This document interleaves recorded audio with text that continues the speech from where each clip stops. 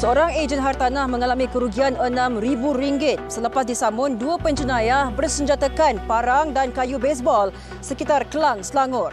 Insiden samun yang tular di media sosial itu membuka tirai rangkuman kejadian jenayah seminggu 999.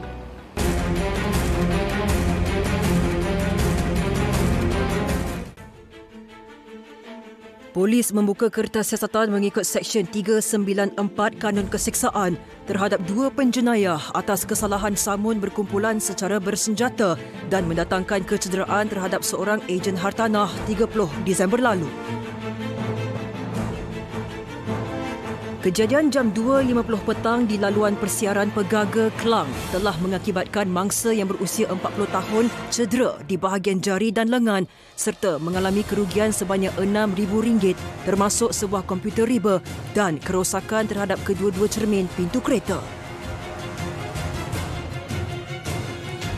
Insiden tersebut dipercayai berlaku selepas mangsa dikatakan baru mengeluarkan wang dari mesin juruwang automatik ATM di sebuah bank sekitar Jalan Meru, Kelang dan ingin menuju ke Bukit Tinggi, Kelang untuk bertemu rakannya sebelum didatangi dua orang suspek bersenjatakan kayu baseball dan parang yang bertindak memecahkan cermin pintu bahagian pemandu dan penumpang.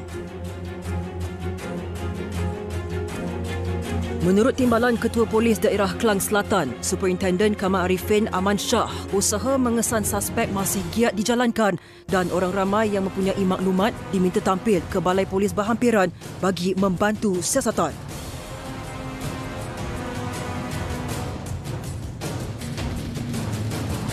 Seorang anggota tentera berusia 25 tahun ditahan ekoran dipercayai terlibat dalam sebuah video tular memaparkan pergaduhan sepasang suami isteri di sebuah flat sekitar Sungai Udang, Melaka 29 Disember lalu. Menurut Ketua Polis Melaka, Datuk Wira Zainul Samah, siasatan mendapati kejadian tersebut berlaku pada 15 Disember lalu dan satu laporan polis telah dibuat oleh seorang wanita berusia 38 tahun yang mendakwa dipukul oleh suaminya. Kes disiasat mengikut Seksyen 18A Akta Keganasan Rumah Tangga 1994 dan Seksyen 323 Kanun Keseksaan.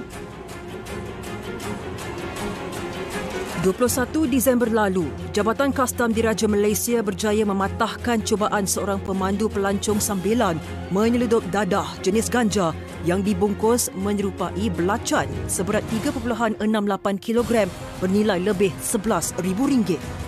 Suspek berusia 24 tahun ditahan di pos kawalan Kompleks Imigresen Kastam, Kuarantin dan Keselamatan ICQS Wang Kelian, Kaki Bukit selepas menemui sebuah bungkusan ketulan mampat ganja yang disembunyikan di dalam sebuah bagasi di sebalik timbunan pakaian milik suspek.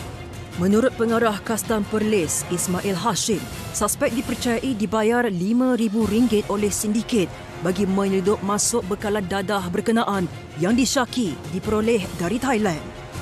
Kes disiasat mengikut Seksyen 39B Akta Dadah Berbahaya 1952 yang memperuntukkan hukuman mati atau penjara seumur hidup serta tidak kurang daripada 12 sebatan. Ketua Sindiket Pengedaran Dadah terbesar di Sabah bergelar Datuk antara 10 individu yang berjaya diberkas menerusi satu operasi khas dijalankan Jabatan Siasatan Jenayah Narkotik Bukit Aman serta Kawasan Keselamatan Khas Pantai Timur Sabah ESKOM di sekitar Kota Kinabalu, Tawau dan Semporna pada 25 Disember lalu. Siasatan mendapati suspek berusia 40 tahun itu dikesan berperanan sebagai penaung sebuah badan bukan kerajaan NGO dan disyaki memperoleh bekalan dadah dari negara jiran sejak tahun 2015 untuk pasaran tempatan selain turut diseludup masuk ke Indonesia dan Filipina. Kes disiasat mengikut Seksyen 130V Kanun Keseksaan Kesalahan Jenayah Terancang dan Prosedur di bawah Akta Kesalahan Keselamatan Langkah-Langkah Khas 2012 SOSMA. Siasatan juga dijalankan di bawah Akta Pencegahan Pengubahan Wang Haram, Pencegahan Pembiayaan Keganasan dan Hasil daripada Aktiviti Haram 2001.